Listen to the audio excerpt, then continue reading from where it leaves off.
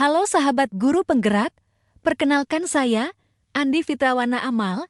Saya adalah calon guru penggerak Angkatan 8 Kabupaten Jeneponto, Provinsi Sulawesi Selatan, dari SMA Negeri 2 Jeneponto. Video ini dibuat sebagai bentuk pemenuhan tugas 1.4.A.6 yaitu demonstrasi kontekstual penerapan segitiga restitusi. Mungkin sebagian teman-teman belum mengenal apa itu restitusi.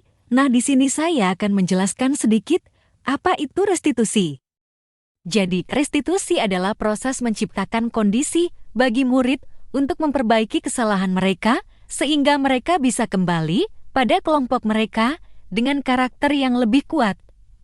Restitusi juga merupakan proses kolaboratif yang mengajarkan murid untuk mencari solusi untuk masalah mereka dan membantu murid berpikir tentang orang seperti apa yang mereka inginkan dan bagaimana mereka harus memperlakukan orang lain. Gosen telah merancang sebuah tahapan untuk memudahkan para guru dan orang tua dalam melakukan proses untuk menyiapkan anaknya untuk melakukan restitusi bernama segitiga restitusi.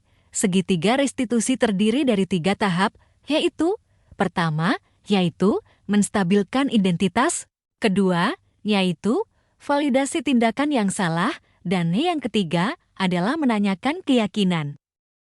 Tahap pertama, menstabilkan identitas, yaitu berdasarkan prinsip membuat kesalahan adalah bagian dari proses pembelajaran, serta menggeser identitas gagal ke identitas yang sukses.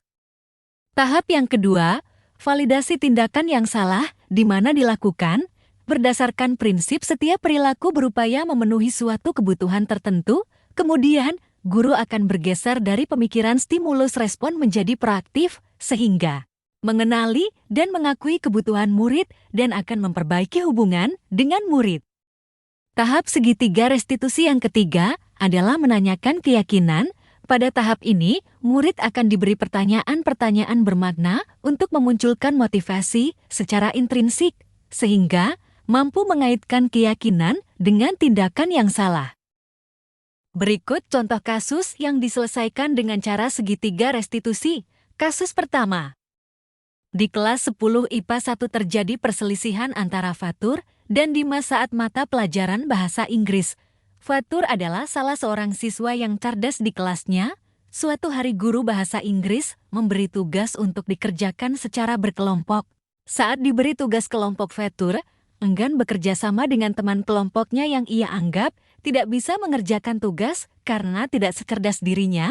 Ia merasa walaupun tidak bekerja secara kelompok, ia tetap bisa menyelesaikan tugasnya. Fatur menyelesaikan tugasnya secara individu, dan ini membuat teman kelompoknya merasa tidak dihargai oleh Fatur dan mengakibatkan teman kelompoknya tidak bisa tepat waktu mengumpulkan tugasnya. Hal ini bukan kali pertama Fatur melakukannya, dan membuat teman kelasnya tidak simpati kepada Fatur, sehingga ia dikucilkan oleh teman sekelasnya. Dari laporan guru bahasa Inggris, Ibu Fira sebagai wali kelas memanggil Fatur dan temannya untuk memberikan penjelasan dan memberi solusi dari masalah tersebut. Ya, Waalaikumsalam warahmatullahi wabarakatuh. Kami dapat informasi Bu dari teman kelas saya. Katanya Ibu Fira memanggil saya. Apakah itu betul Ibu? Ya, betul sekali. Silakan. Terima kasih Bu.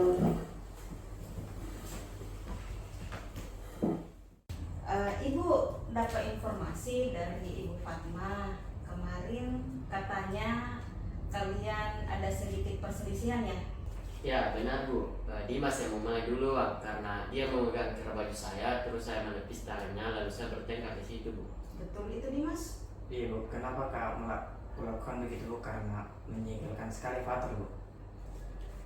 Oke, jadi setiap orang pasti pernah melakukan kesalahan ya, dan salah paham. Begitupun juga ibu ataupun teman-temanmu yang lain pasti pernah melakukan kesalahan.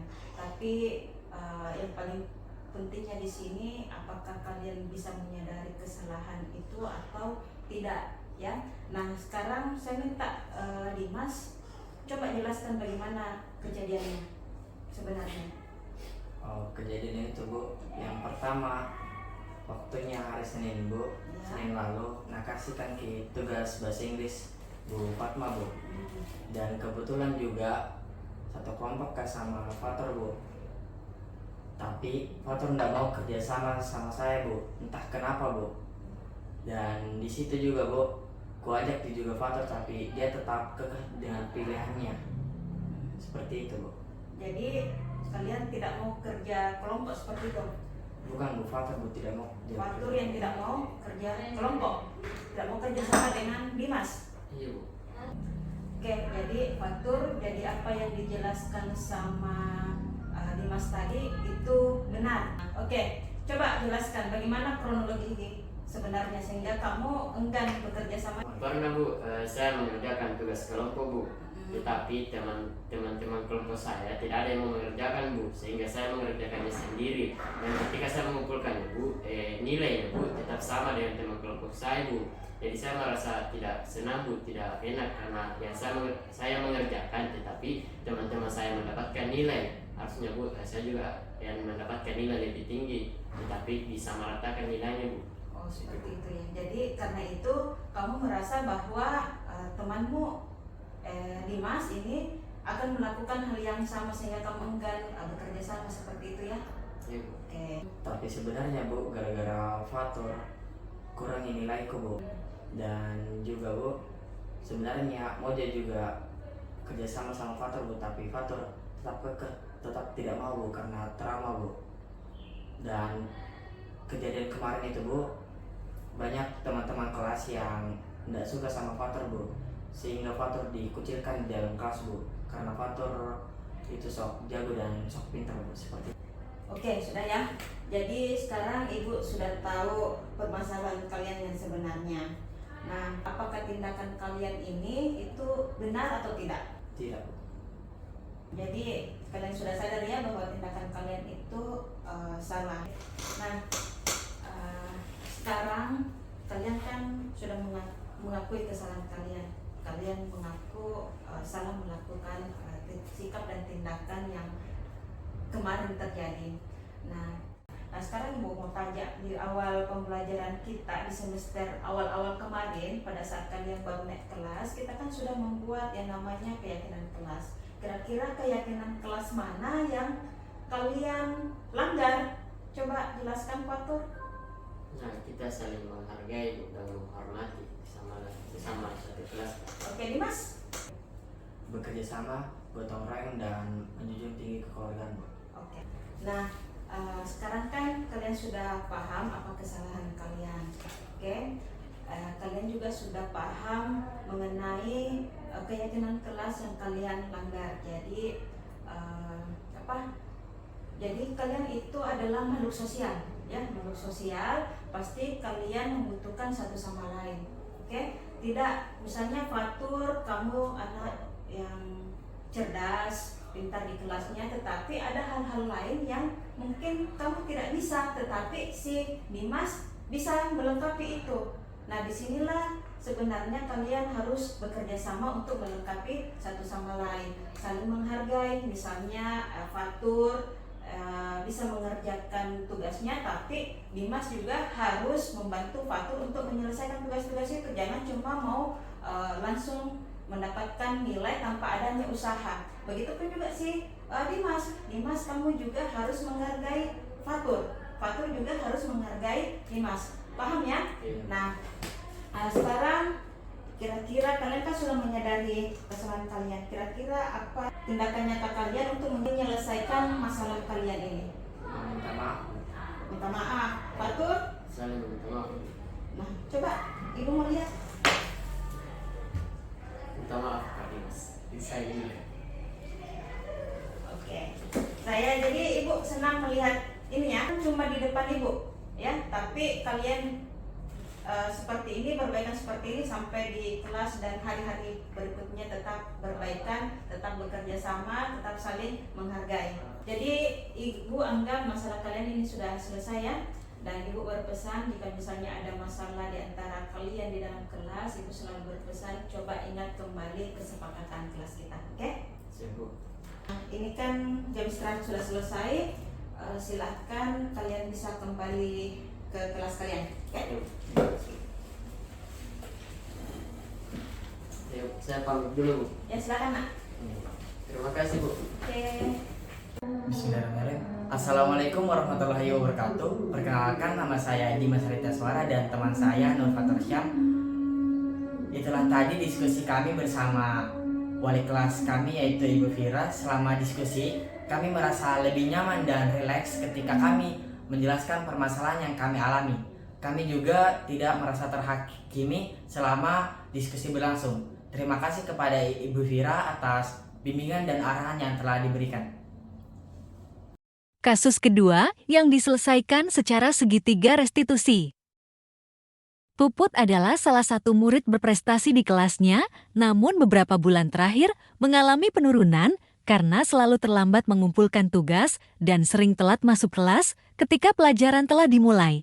Selain itu, dia juga suka nonton drama Korea di malam hari. Mendapat laporan dari beberapa guru mata pelajaran, akhirnya Puput dipanggil oleh wali kelasnya Ibu Vira untuk meminta penjelasan agar menemukan solusi untuk masalahnya.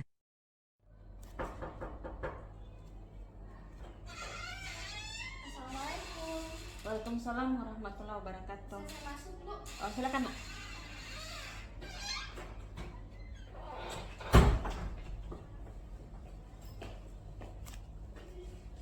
Saya dengar Ibu memanggil saya.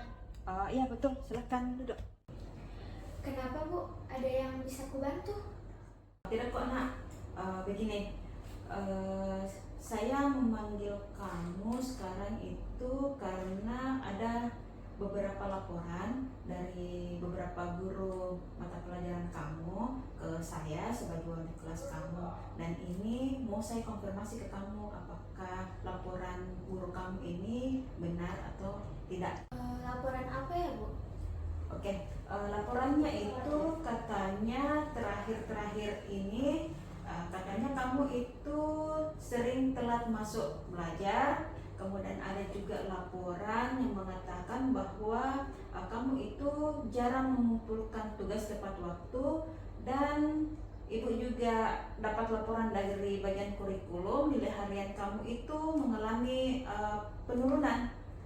Begini nak Puput, jadi apa yang kamu alami ini bukan kamu saja yang mengalami hal seperti ini. Banyak kok teman-teman kamu di kelas lain yang Ibu ajar juga mengalami hal serupa seperti kamu. Mungkin kamu bisa jelaskan kepada Ibu apa masalahnya sehingga banyak laporan dari guru mata pelajaran kamu. Mungkin setelah kamu jelaskan ke Ibu, kita bisa mencari solusi atas masalah-masalah kamu ini. Iya benar, Bu.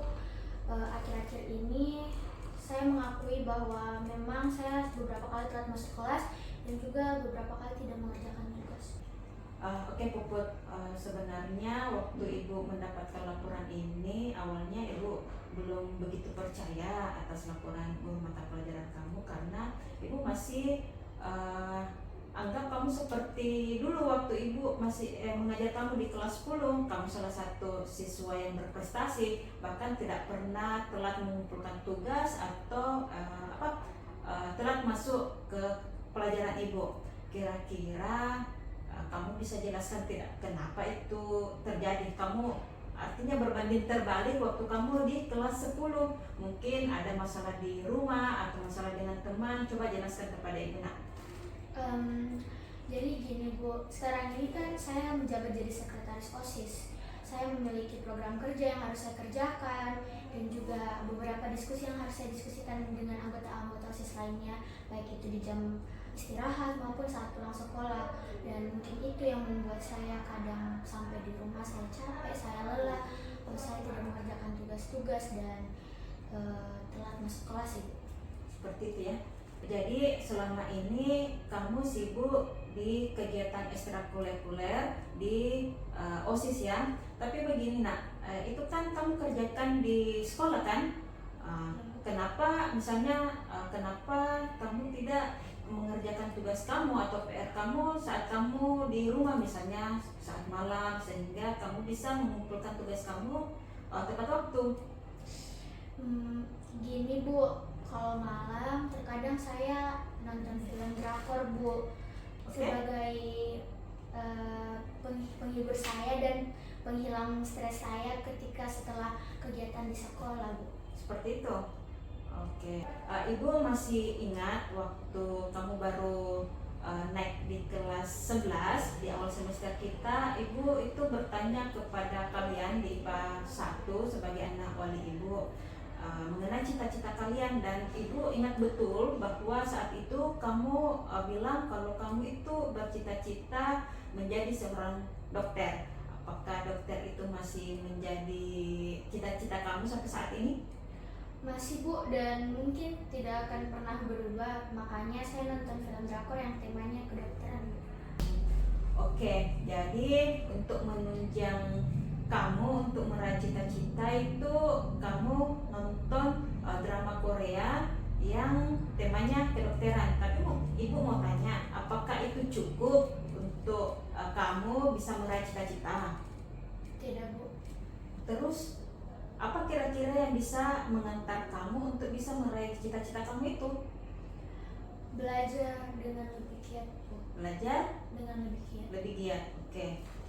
Nah, sekarang Ibu mau tanya, kira-kira kalau model belajar kamu saat ini yang lebih banyak kegiatan ekstrakurikuler dan ketimbang dengan belajar, ataukah mungkin lebih banyak nonton drama Korea ketimbang dengan belajar, kira-kira kamu bisa meraih cita-cita itu?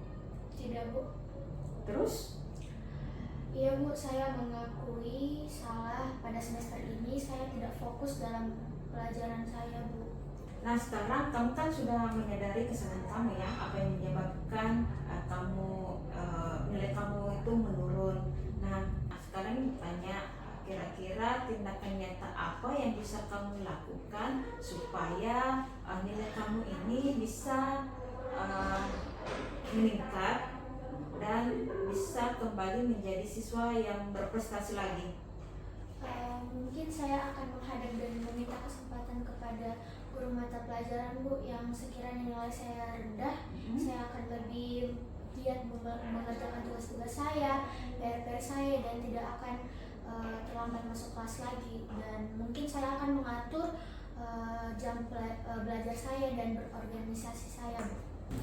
Oke, jadi apa yang kamu paparkan tadi itu Ibu anggap sebuah tindakan yang sudah benar ya, karena guru-guru kamu itu juga memberitahu Ibu bahwa mereka masih memberi kamu kesempatan untuk memperbaiki nilai. Tapi dengan catatan kamu harus menyelesaikan tugas-tugas kamu yang belum kamu kumpul, kamu kerjakan. Kemudian Ibu juga berpesan bagi-bagi waktu antara organisasi dan belajar ya. Iya, Bu. Saya akan segera menghadap ke guru mata pelajaran tersebut. Oke? Oh ya, sekarang kan sudah 2:30 ya. Silahkan pulang ke rumah. Nanti kamu ditunggu sama orang tua kamu. Sampai di rumah langsung istirahat supaya kalau malam kamu tidak kelelahan lagi dan bisa mengerjakan tugas kamu. Paham ya? Iya, Bu. Terima kasih atas bimbingan dan arahannya, Bu. Saya pamit pulang ke rumah, Bu. Assalamualaikum warahmatullahi wabarakatuh. Saya Putri Rizky Amelia Syafi'i, kelas 11 IPA 1, anak wali dari Ibu Fira. Saya dan Ibu Fira telah melakukan diskusi tentang permasalahan saya. Selama diskusi, Ibu Fira banyak memberikan arahan sehingga saya merasa lebih tenang, rileks, dan mendapatkan solusi yang baik dari permasalahan saya. Terima kasih Ibu Fira atas bimbingan dan arahannya selama ini. Itulah tadi sedikit pembahasan mengenai segitiga restitusi dan contoh kasusnya. Terima kasih telah menonton video ini dan semoga bermanfaat.